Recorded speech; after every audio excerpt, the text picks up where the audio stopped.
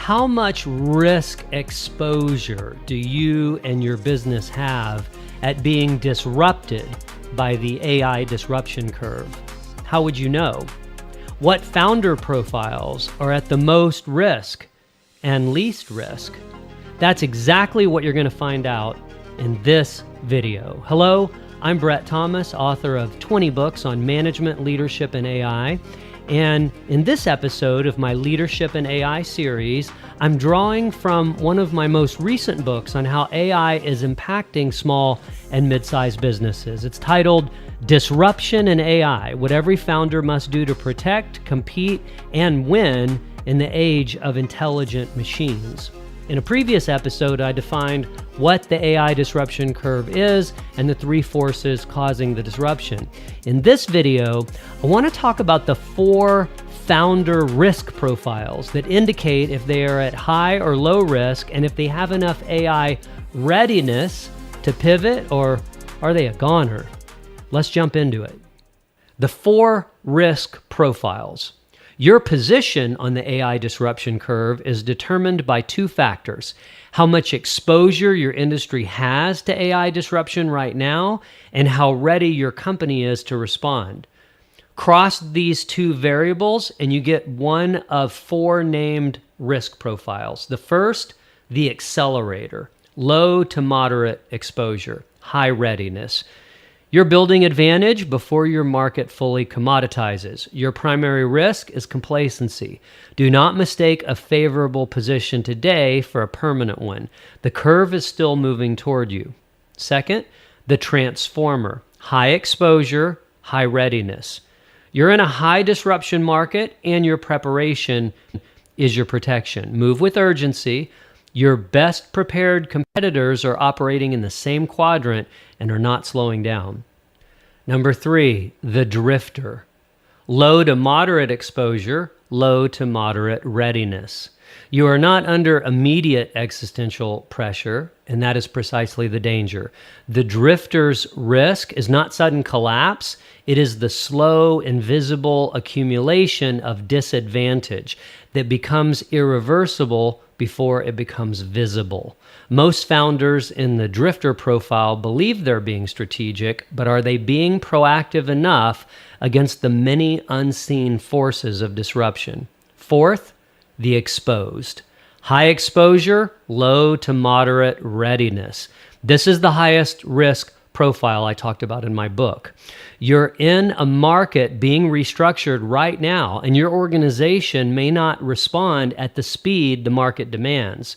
For businesses in this profile, what comes next is not a strategic improvement program. It is a survival manual. I want to invite you to run a simple self-assessment right now. 2 parts to it. First, rate yourself on a scale of 1 to 5 for each factor. Be honest with yourself. This is not a presentation to your board. It's for you. So here's the first part, Part A. It measures your industry disruption exposure. First question: how much of your industry's value is built on accumulated human expertise that can be articulated, codified, and automated? Second question: how much of your model depends on being the connector between 2 parties who could, in principle, connect directly with an algorithm? Third question: how easily can AI generate output that is good enough for a significant portion of your customers at a fraction of your current cost? Question 4: how quickly do your customers adopt AI native experiences in other areas of their lives, and how fast do those expectations transfer to your industry? Question 5: how many AI native competitors, platforms, or tools have entered into your category in the last 12 months? Add those 5 scores. 5 to 10 is low exposure. 11 to 17 is moderate. 18 to 25 is high exposure. Now Part B. It measures your company readiness. Question 1. Can your leadership team describe 3 relevant AI tools in your industry, and can they name one that they've experimented with? Question 2. Could you connect an AI tool to your core business data today without a major integration project? Question 3. How quickly can your business test and standardize a new tool across the relevant team? Question 4. Do you have a defined AI position with an owner, a budget, and a timeline for the next 12 months? Question 5. Where does AI transformation actually rank among your top 5 strategic priorities, as your calendar and budget reflect, not as you believe it should? Okay, 1 to 5 on all of those. Add up your scores from those 5 questions. Here's your key. 20 to 25 is a high readiness score. 12 to 19 is moderate, and 5 to 11 is low. Now, I invite you to do a little reflecting on this today or tomorrow. It's important.